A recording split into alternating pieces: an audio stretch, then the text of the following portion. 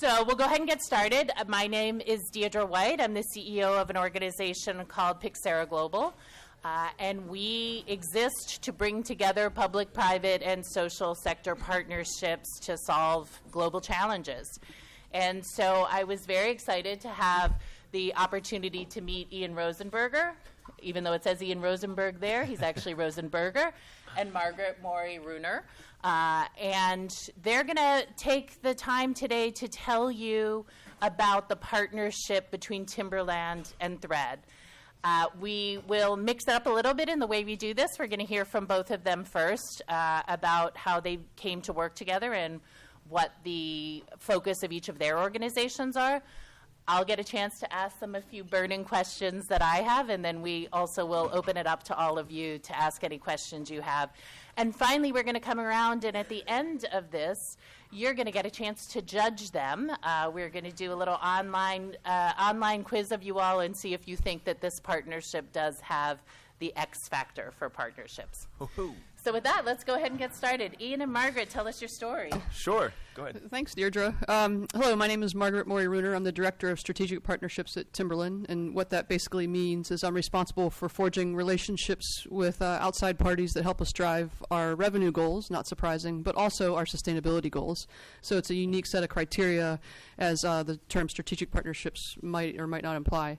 Timberland's an outdoor lifestyle brand, and as such, we understand that we have a responsibility and an accountability to protect and preserve the outdoors. And in order to do that, and how we manifest that into our doing what we actually do, which is make products, we've set Timberland environmental product standards. So we try to use as much recycled, renewable, and organic materials as possible, and we try to make sure we have as transparent a supply chain as possible. We've, for example, have since 2007, we've recycled 240 million plastic bottles, or we've used, I should say, 240 million plastic bottles in our supply chain. But while we have always had the third-party validation of those bottles being recycled when our suppliers acquired them, we never really knew who recycled them, or we didn't necessarily know what the impact of the impact of the act of recycling them might have had on people's lives. And now we're happy to say that we do have that insight because we forged a partnership with Thread, which now gives us the ability to understand the first, what Ian would call the first mile of the supply chain. Right. So my name's Ian Rosenberger. I'm the CEO and founder of Thread. We create high-performance, purpose-filled materials for brands like Timberland's. We do that by taking trash from the very poorest neighborhoods in the world and turning that into fabric, and then gathering all the data and stories from every step of the supply chain, from ground all the way to finished good, and sharing that with the brand in a way that helps increase sell-through, time on site, lowers bounce rate. So essentially, we're trying to create and we're now happy to say we're creating the business case for good.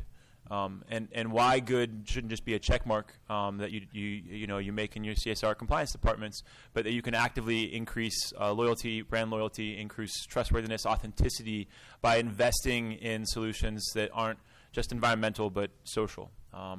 We believe Margaret mentioned that Timberland seeks to use as much recycled material in their supply chain as possible, and I would say that Thread is trying to redefine what possible is when it comes to supply chains. Our supply chain transparency is unparalleled in the materials space globally.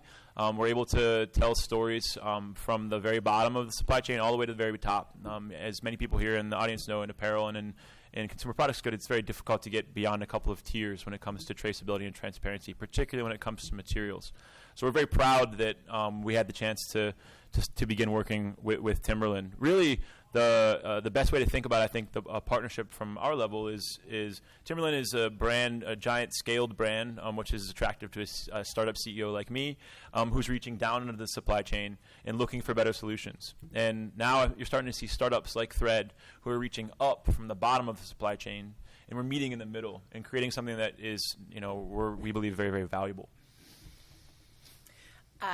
It's interesting you say you're sort of starting from the bottom. When you and I spoke by phone a few weeks ago, you mentioned the story that this partnership really started with sort of a cold letter from you to Timberland. Many of them.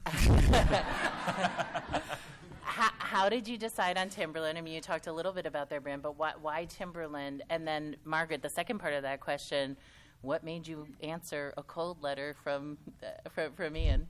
Do you want to take your part first? Well, I'd say he decided to work with us because we called him back. But, That's probably true. One of his many, he's a startup or a CEO startup, so he's one of the first things you do is you start sending out packets to potential customers to tell them what you're all about. And a colleague, his packet was literally circulated to about 30 different people. And if you look back on this email chain throughout VF Corporation, who's our parent company, and through several brand leads, finally found its way on my desk because of a shared. I at the time was operating a project that we have ongoing in Haiti around agroforestry and planting trees and creating jobs and creating a sustainable business model there. And so knowing when I read about what Ian was doing in Haiti, one of the things our project and we haven't been able to do in Haiti yet is connect what we're doing directly to our supply chain. And Ian's work would give us the ability, Thread would give us the ability to do that if it was something that we could make work. And so that's why I decided to have an open to listen, so to speak. I think open to listen was the posture for sure. And in terms of us choosing Timberland or choosing the brands that we work with now, we needed, I mentioned earlier about the idea of scale. We chose Thread to be an input brand, a business-to-business brand. It was on purpose. We could have created a brand that or created our own brand that competed with brands like Timberland's. But in reality, we saw infrastructure in a place that was doing some good already, and we said, look, we can, if you really want to move the needle on sustainability, you need Timberland, you need VF, you need the Nikes of the world. Because that really truly allows you to scale really good things when it comes to business. So we saw the connection to Haiti and said, wow, this is something that could be good. But that for us is the entry point. Now we're in a place where because we have this shared view that the provenance and the origin of goods can be very powerful when it comes to the consumer, particularly if you're 35 and younger. We're now saying, okay, well, where else do we go? What's next? We now operate in both Haiti and Honduras, and we're soon moving into Asia. So, we look at the opportunity as a brand to engage with brands who are saying yes. And frankly, in an industry that is fairly unimaginative in many areas and very behind the times in a lot of others, it's really refreshing when you have brands that have a person like Margaret. And that by itself is, I don't know where the partnership would be if there wasn't somebody whose job it was to quarterback it. And I'm not just saying that because she's sitting next to me, and we have similar glasses. My team this morning, we were at New York Stock Exchange this morning, and they were watching on TV, and they gave us so much shit for wearing the same glasses. They were like, "Oh, look like brothers and sisters." And the last time I was with Ian in New York, he happened to be wearing the same shirt, and I have a blouse that's very similar, so it would have been incredibly embarrassing. And I am actually a twin, and I've had enough twin stuff in my life, so let's move on. Yeah, you're moving on. Well, let's talk a little bit more about the specifics of the partnership and sort of how you phased it in over time. And you just touched on the idea of scale. So where did you start and how are you scaling? Well, one of the things that I wanted to make sure I did in starting just beyond the conversation, we had a conversation. We thought it would be a good idea to get our respective teams together. So Ian and his team came up to our corporate headquarters in New Hampshire.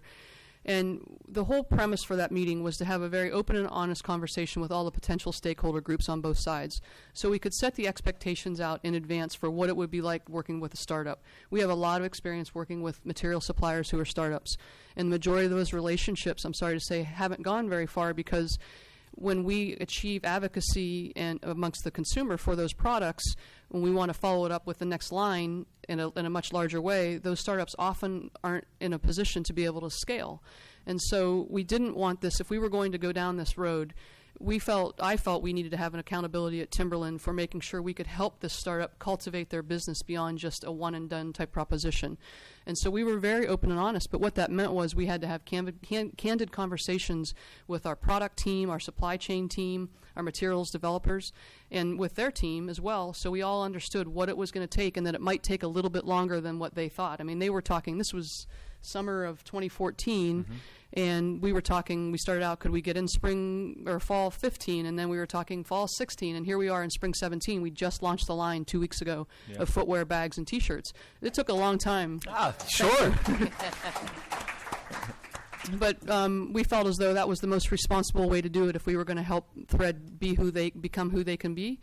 But with all that said, we had a little bit of self-serving aspect in it, because if we were going to do it, we wanted to do it right. We want to own the first to market status, so we can reinforce Timberland's leadership, because we believe in that leadership, and we believe we can help influence other brands as a result of that leadership. But with that said, we don't want to be their exclusive customer. We believe that in order to scale these types of initiatives to have true impacts, that we need to share these across the industry. And so we welcome all of our sister brands at VF and all of our competitive brands to take a look at Thread. Sure, it's that type of pre-competitive part of the supply chain I think is really useful, particularly when it's a brand that not only is trying to sell something but believes very strongly in something. And I mean, Margaret hit it on the head in terms of where we started, and now in terms of where we're going. We, like she said, we just debuted the line, and we're now talking about what if, by the time we get to 2021. All of Timberland's recycled polyester is coming from a responsible source like threads. Now, when a brand is using that much material, it makes a sizable difference on the amount of people we're able to employ, the amount of water in the supply chain we're able to save, and then just this line in and of itself used about 765,000 bottles, saved 30 million gallons of water, and kept 77 people working. So if they're able to expand that over the next couple of years and 10x, 20x it, you can see how those economies of scale not only help share that story with the consumer in a way that's responsible and not shallow, not simply a recycled story, but also that the impact stuff, the numbers get quite large. Tell us some more about how you are sharing that story with the consumer, and how you're sharing it even outside of the consumer base as sort of a model for other folks to follow. Well, Timberland, when they first approached us, one of the things we were really pleased with was rather than us just decide that we were going to do this together and see how it goes, they did some market research. You should probably talk about that, I think. Basically, we wanted to find out from the consumer, like, what we know that when all things are equal, if I put 4 shoes from 4 different brands on this table and they all look beautiful and you're interested in buying them, if you found out that ours had recycled material, that would be probably the tipping point that would get you to buy ours, unless one of the others had a as compelling social or environmental story to it. But so that's a gift with purchase. So we understood that, but what we didn't understand was, how does the consumer want to know more about maybe the person that actually put these bottles on its path to becoming a shoe by taking them out of a ditch in a place like Haiti? And if they do, how do they want to find out about that information? And how much do they want to know? And how personal do they want it to be? And so in doing the consumer research, we were able to find out that it is a deeply meaningful connection that the consumer is willing to absorb from brands. And the key is maximizing and leveraging our current brand assets and channels to be able to put the story out in different ways and at different lengths. And then one of the assets that Thread offered us, and this is a great value add for this partnership, is they develop all the content for us. And so we have, if you go on our website today, you can read about some of the collectors in Haiti, and you can literally get to know them by virtue of reading their story. And that's a powerful thing to think about, how the decision you made to buy this product impacted these lives. And we're really excited about that. We're just at the tip of the iceberg with regards to figuring out and perfecting how we can continue to tell the story across our product line in this using these mechanisms. Well, and that was a cue for us. Remember, as a startup, you try to scrap and find every little piece of market research information that you can find that you can leverage into something that's going to help you get more business and have more impact. And them doing that research allowed us to say, okay, there's a real connection here between the human element of what we're trying to do, and let's really examine why it's not working in other areas, right? Why there's a huge commodity recycled market out there. Like, there's a lot of recycled materials available. And one of the first things we ask now, and it's in large part because of this research, when we go to a new brand is how are you getting paid for this? Why are you doing this, brand? Certainly a good answer is it's the right thing to do.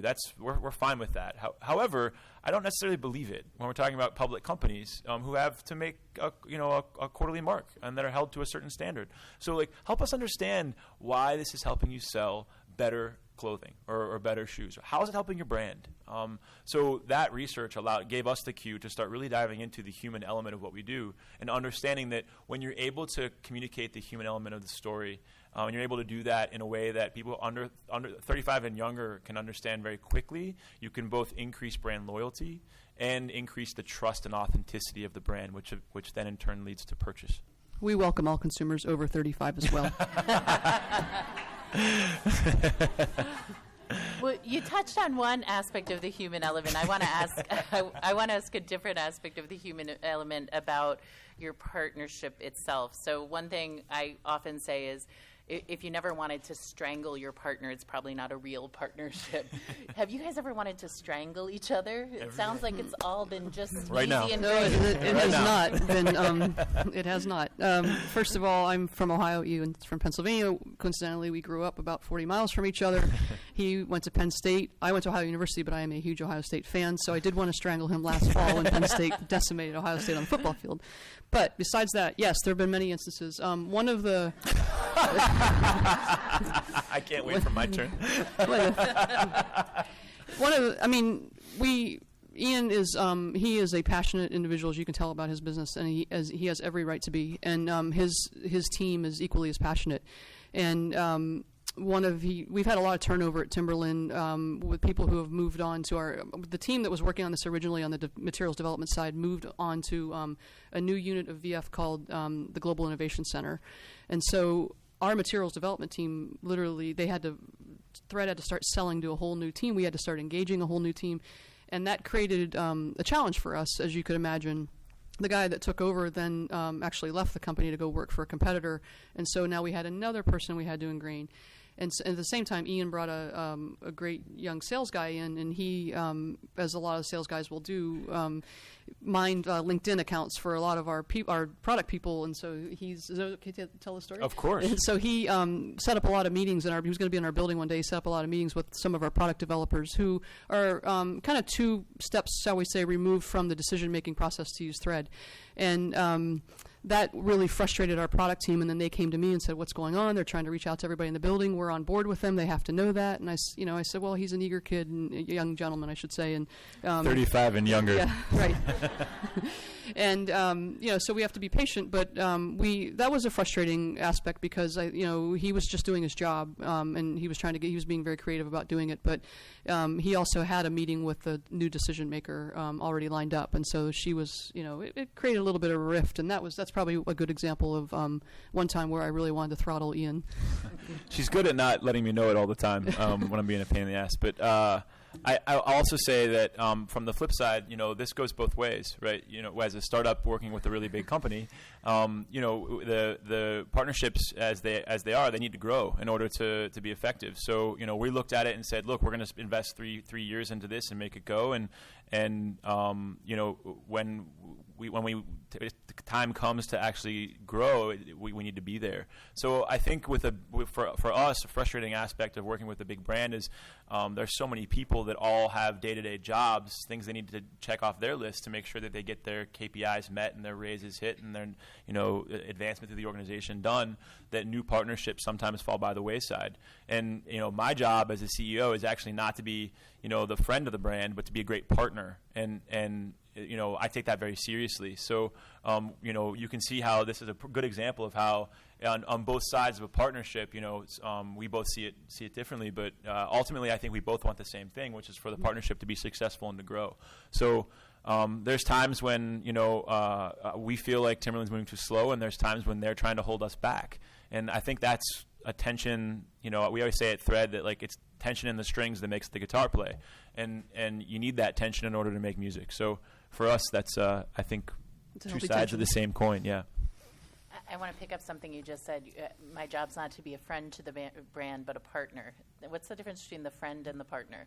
Well, I think there's probably a really interesting Venn diagram there, but I think that a partnership it means that you're not afraid to push one another. And remember that I think that many brands, when left to stasis, will continue to operate business as usual.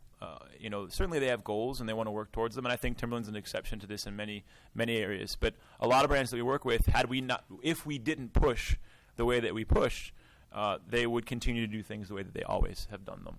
And I think it's our job as a third-party validator of a brand to tell them when we think that they're not owning up to the responsibility of being responsible. And I think that what we're really pleased with them in particular, because even before they were part of VF, they were a leader in the space, and then when they joined VF, they became a leader within the corporation. So However, I think that as a partner, you have to be able to say, like, look, it's time. Either we're going to do this or we're not. And as a young CEO or as a CEO of a young startup, we have investors to answer to, and we're a certified B Corp. We're a benefit corporation. We took on VC money that way, so I have a responsibility to making sure that the impact grows, not just from the dollars and cents wise, but also from the amount of trash we pick up and the amount of people we put to work. I think if I could just add to that, the partnership versus friend of the brand. On the partnership, as the leader of strategic partnerships at Timberland, I often get, I'm the messenger to a lot of our business unit leads. And so if I have to go tell a business unit leader that a partner just called and they gave us some news that maybe we don't want to hear, it's amazing how the business unit lead will say, well, go back and tell them if they want our business, they have to do what we want. Well, that's not a good partnership. And, there's an element of diplomacy and honesty that you kind of have to infuse in your partnerships. And that's why, like I said, when we started this partnership, it was important that we got everybody together and kind of set the expectations. I'm not saying it was the perfect way to operate, but I do know it was a better way to operate than the way we had operated initiated some of our startup partnerships in the past. And so we understand. I mean, we have a corporate culture at Timberland about humanity and humility and integrity. And so that's, as long as that guides our decision making, how we forge these relationships, I think that we always have the ability to be able to have honest conversations and try to get to a point where we can make decisions that are mutually beneficial. Great. I'm going to ask one more question myself, and then I'm going to open it up to the audience. So if you all have questions, be thinking of those. The last question I wanted to ask is, as you continue to build this, you have real momentum in this partnership between Thread and Timberland right now, but clearly as you grow, there are going to be other partners that get involved in a variety of different ways. How does that make life better or more complicated as you start to add more partners in, and who might those partners be? Do you mean other brand partners or other material suppliers? Yeah, and could be local governments in places where you're working. Yeah, from a Thread perspective, at Timberland we have this philosophy about you can really create, and we've learned this in our own work in Haiti. You can create really impactful and valuable benefits and wins if you have a formula that includes citizen engagement, government engagement, NGO engagement, and corporate private sector engagement. And if you have those four parties at the table, then and you're all building something together, then you can really move the needle at scale forward.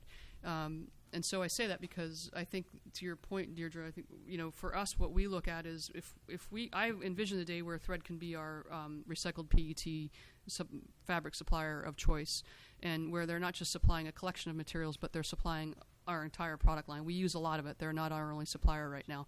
And the ideal scenario is Thread's model actually, Thread's success with us hopefully will force our other partners to rethink how the chain of custody of the recycled PET that they're acquiring to put in the fabric.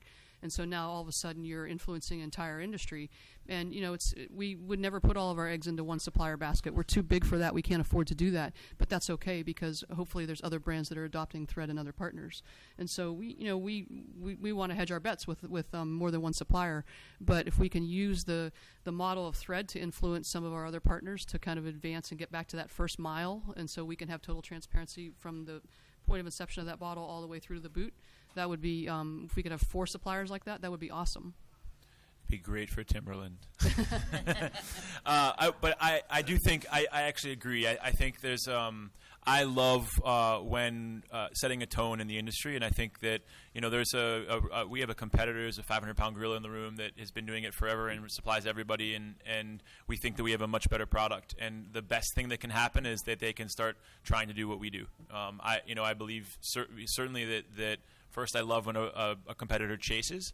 I think that's a really strong place for the person who's setting the tone to be in.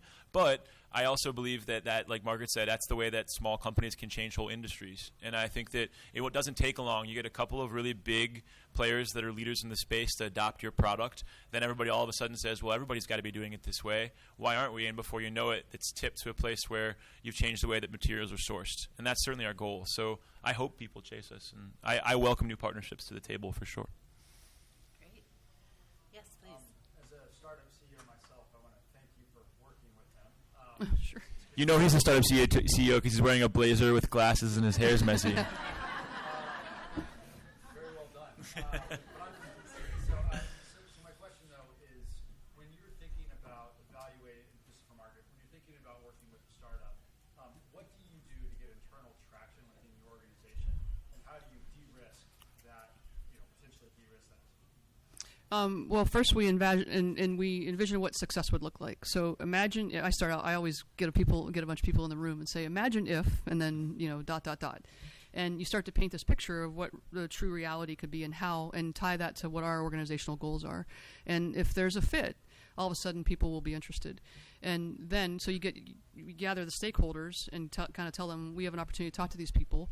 Then I would bring the startup in like we did and say, okay, here we're all sitting at this table. Now this is how I envisioned it in talking to them. Make sure that I didn't misinterpret what I was saying, our original conversation we had, CEO of startup. Now tell these guys what you guys can do and let them ask questions. And so that's kind of that's what the model we've used actually in the last 3 years since we started with Thread. We have too long of a history of, especially when you get down into our world, the product side, of our product teams feeling like we're trying to shove certain materials or processes down their throat because they didn't know about them. It became too late in the game for them to understand why we were doing it, and maybe it became at the expense of having to derail them from other priorities, and that creates a lot of resentment. So there's no reason in this day and age why not to engage people early on in the process, especially all the critical stakeholders that you're going to need at the other end of the continuum to make the program a success.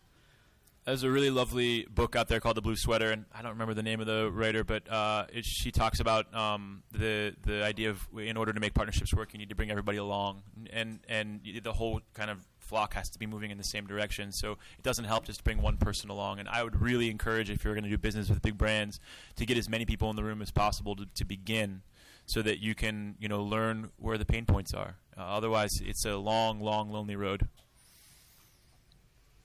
Other questions? Yes, in the back. I have a question. How do the partnerships look differently for Timberland between a startup and, say, an NGO or a government actor? When you're building that, how does the payment or the process look differently as opposed to startup? It's pretty much the same, quite honestly. Our project in Haiti, where we set out to plant 5 million trees in 5 years, but we just didn't want to write a check to an NGO and have them go pay farmers or whoever to plant the trees. We wanted to use that money to build a business that was operated for and by smallholder farmers, and we built a network of 8 tree nurseries that are now outputting more than 1 million trees a year, which is great. But in order to make that successful, we had to bring the farmers. We had to get the farmers to buy into the initiative because they were volunteering their time in return for receiving free tree seeds, tools, and training. And we actually make boots for a living. We don't know anything about agroforestry. A tree's our logo, and we love trees, but so we partnered with a really awesome NGO, and they went down. They're actually one of the guys is based in Haiti. He has a relationship with farmers. They went and talked to the farmers because they gained the advocacy first. We didn't come in until the middle of the road just to meet them and thank the farmers for their work. So that's one example of we did the same thing what we did here, but we brought different parties to the table because we recognized that it wasn't our place to try to convince farmers to buy into what our hypothesis was. Other questions from the audience? I'm going to ask. Did you have a question? Okay. I'm going to ask a couple questions then, if I could. Yeah, if I please. could make this thing work, which may or may not. There's no other questions out there? Come on. Yeah. It was working before. What inspired you? Like, what is the catalyst that you Thank you. Start Thread? Yep. Oh, goodness. I went to Haiti after the earthquake in 2010. In my old life, I was in marketing and in photography and television production. And I went to Haiti. I did exactly what you're not supposed to do when disaster strikes. I went directly to the site of the disaster with not really any knowledge. And I took pictures, and the idea was I was going to sell the photos to raise money and give the money to a nonprofit. And when I got there, I saw that, like any place I visited in the low-income world, there's way too much trash and not nearly enough jobs, and the jobs that were there were fairly unfair. So I saw a lot of nonprofits who were operating and not doing a terribly good job of solving the principal issue, which was unemployment, and decided that we could probably hit a couple birds with one stone if we put people to work. So much longer story, but that's the quick one. So what I was going to do is take us in a little bit of a different direction here, just to take a big picture view of this partnership. And one thing that at Pixera Global we've done is try to understand from all of the partnerships that we've been involved in or had the opportunity to analyze in a variety of ways, what are the components that make a partnership work really well. And we came up with 6 of them that are sort of our guiding principles. So I thought I would come to you guys and ask how you did or didn't do each of these 6 cool. things. So the first one is invest time. We heard you talk a little bit about the ways that you invested time in knowing that you were the right partners. But do you want to touch a little bit more on how you invested time in knowing your partners and the stakeholders and how you think that piece of the puzzle came together? Yeah, I mean, once we had a roster of engaged people internally, I actually stepped away and let them work with Ian's team directly, and I would just check in. Hey, how's it going? Have you talked to Thread in a while? Are we moving in the right direction? But then I think you could probably answer more to the time investment on actually developing material and testing it and Sure. redeveloping. Well, and I would say investing material, one thing we've invested years now into the partnership, but I actually think I would say it's important for you to know the product better than the partner itself. Like, I want to go in, when I go in to talk to Timberland, I want to know the numbers behind the product, how it got there, even how it's selling better than everybody we talk to. And if we walk away from those meetings feeling like they knew more than us, I'm generally unhappy with my team. I think as a startup, you have to leverage all of those things. And, I'm proud. I think many times we do go in having a knowledge base that allows us to do that. And that takes immense amounts of time. I have one person whose sole responsibility is Timberland, and he spends 4 days a week just working on the Timberland project, understanding we have a big map in the room of who is where in each part of the organization, what they do, what they like, what they don't like, what their goals are in their own careers. Like, we really spend a lot of time. It's kind of creepy, helping understanding the brand. But like, that's what you need. I mean, really, I think in order to get it done, I think that's what you need to do. So did you do that prior to even sending a letter to Timberland? Like, No. No. I didn't know anything. Once they said, we're going to sit down with you, then you started doing that work? Yeah, well, first, you spend the first part of the company's history deciding what the product's going to be and trying to figure out how, it's going to make an impact. And really, I didn't know anything about Haiti at the time and then the low-income world. So the first 3 years of our work was understanding supply chains and how goods move from point A to point B and where the pain points and brands were. We knew enough then to be dangerous and go to Timberland and say, we want to do this. And then they said, well, can you make this fabric? And we were like, of course we can. And then we scurried back and tried to figure out how to make the fabric before the first date that it was due. And so I think the first part of the partnership was just learning, how the business worked. And then in terms of, second step, in terms of defining the partnership, once you sat down and you looked at who all the stakeholders were and everything, did you put any documentation in place to define the limitations of the partnership, even before you were procuring anything, but just while you were figuring out how you were going to move forward together? What kind of guidelines did you put around it? Do we document anything? I'm trying. We did, yeah. I think we need to do it again, but but no, I think yes, we did. We said Jay. Yeah. We put together a document that we worked through for about 6 months that outlined Timberland's exclusivity with the first part of the release, and then how they would outline where we'd stand in terms of how Thread sold in terms of footwear and things like that, as well as how we were going to do this, countries we were going to source from, etc. But I do think that that's something that over time, once you get through, you work so hard to get the first kind of rep done. Right. And then at that point, I think we're at a place in the partnership right now where it's like we got the first rep done. It's like, well, how many more can we do, and what does that look like? Yeah, and one of the other things I have told Ian over and over, there's certain points where strategic partners and they have access to me who can reach all people in the organization that we need to reach, doing a better job sometimes than other times. But they're also a supplier, and so sometimes they have to act like a supplier. Mm-hmm. And there's kind of a fine line there, because I don't want them to act like all of our suppliers, for a lot of reasons, but they are a supplier, so sometimes they have to play the role of supplier. They can't get to be the cool strategic partner. Mm-hmm. So you touched on this a little bit in even talking about defining the partnership, but thinking about the implementation plan beyond sort of what are we going to do today, tomorrow, and the next day, what about things like communication plans or other things that maybe were not directly part of the work, but that were a critical part of your being able to succeed in this partnership? Well, I think having a point person that helps quarterback information, as frustrating as that can be probably from Margaret sometimes, because she ends up being the choke point, I think, in a lot of areas. But I actually think she's uniquely suited for it. It fits her personality, and she's really strong professionally at it. So, that idea of being able to kind of stay calm through the storm and point us in the right direction, even when she wants to choke me, is, I think, really valuable. But I would say that,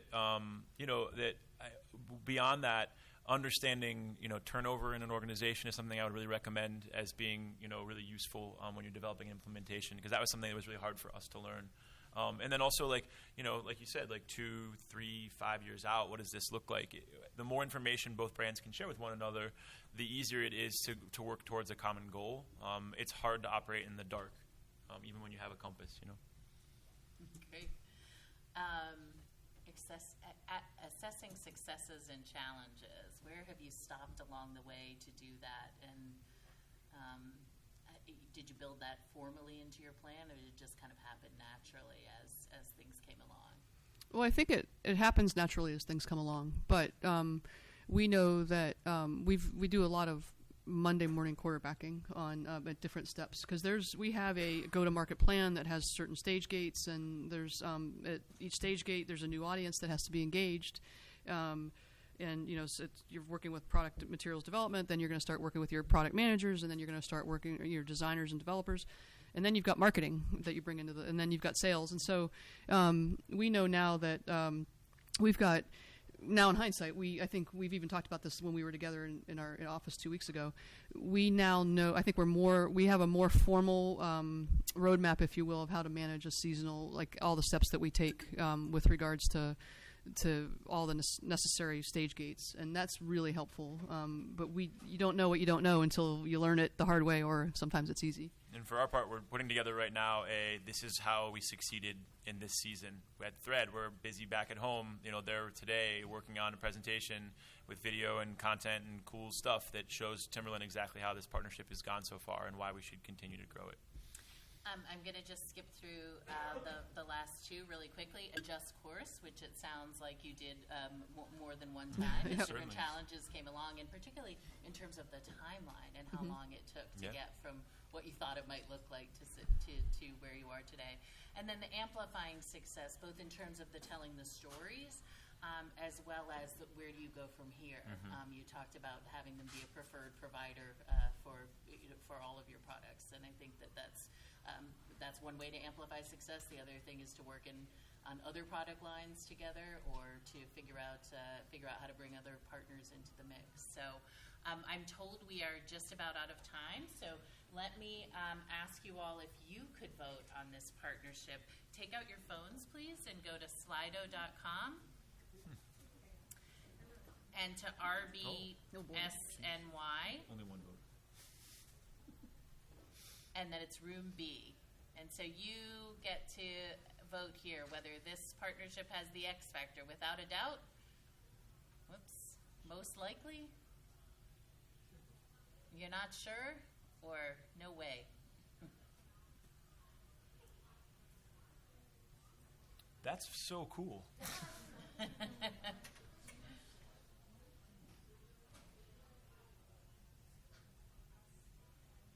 votes.